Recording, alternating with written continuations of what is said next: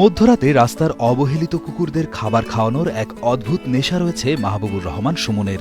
তীব্র শীত, ঝড় বৃষ্টি উপেক্ষা করে ৫ বছর যাবৎ প্রতিদিন এভাবেই কুকুরদের খাবার দিয়ে যাচ্ছেন পশুপ্রেমী এই সাংবাদিক। এটা একটা মানসিক শান্তি পাই আমি। তারা যেহেতু একটা অবলা প্রাণী বা বোবা প্রাণী বলা হয়, কুকুর বিড়াল যারা আছে তারা আমাদের উপকারী সাধারণত করে, অপকারটা খুবই কম করে। তারা বেঁচে থাকলেও একটু খেয়ে এতটুকু সন্তুষ্টি। করোনার সময় যখন রাস্তার কুকুরগুলো খাবারের সংকটে পড়ে, তখন তাদের পাশে দাঁড়ানোর সিদ্ধান্ত নেন চাঁদপুরের গোয়াখোলা এলাকার বাসিন্দা সাংবাদিক মাহবুবুর রহমান সুমন। শুধুমাত্র অবহেলিত প্রাণীদের ক্ষুধা নিবারণ করতেই তার এই উদ্যোগ।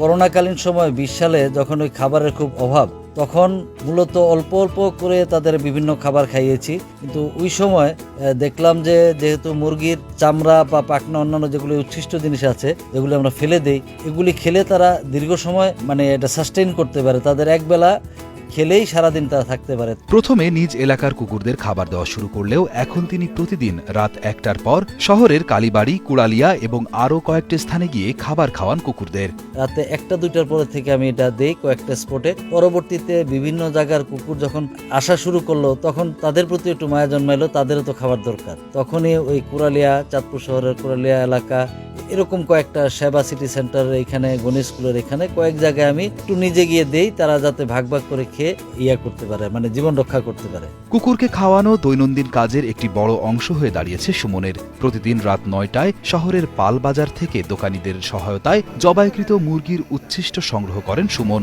এরপর তা রাত ১টার পর কুকুরদের মাঝে ভাগ করে দেন।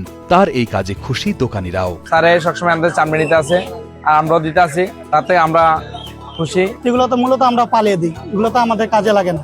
তো এগুলো নিয়ে পশু পাখিরা খাওয়া, এটা আমরা আনন্দিত।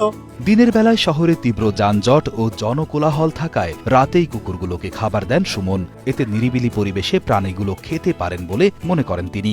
আমি যে খাবারটা দেই, মুরগির উচ্ছিষ্ট চামড়া, অন্যান্য জিনিস, সেগুলো পরিবেশ বা রাস্তাঘাট নোংরা হয়ে যাবে, মানুষ চলাচলের সমস্যা হবে, যানবাহন থাকে। এই কারণে রাতের বেলা নিরিবিলি সময় একটু দেওয়া হয়। সুমনের এই উদ্যোগ কেবল অবহেলিত প্রাণীদের জীবন বাঁচাতে সাহায্য করছে না, বরং মানবিক মূল্যবোধেরও একটি উজ্জ্বল দৃষ্টান্ত। তাছাড়া শহরের নিরাপত্তা ব্যবস্থা বজায় রাখতে সহযোগিতা করছে বলে মনে করেন সচেতন নাগরিকেরা। সুমন ভাই দেখতেছে যে সবসময় কুকুরগুলো খানা দিয়ে আসতেছে। ঝড় বৃষ্টির সময়ও উনি মিস্টেক করে না, সব মিস গেলেও আপনার কুকুরগুলো খানা দেওয়া মিস করে না। আর কুকুরগুলো থাকাতে আমাদেরও একটা সুবিধা হচ্ছে কি, রাত্রে নিরিবিলি তো কোনো একটা চোর বা কোনো একটা বাহ্যিক কোনো সমস্যা হলে ওই কুকুরগুলো অপরিচিত মানুষ দেখলে ঘেউ দিয়ে উঠে। আর ওই ঘেউ দিয়ে ওঠার কারণে আমরাও সতর্ক হয়ে যাই যে ওখানে একটা কিছু হইতে পারে। তো ওই জন্য আমরা আর কি অন্য জায়গায় থাকলেও ওই জায়গায় দূরত্ব প্রত্যাবর্তন করি।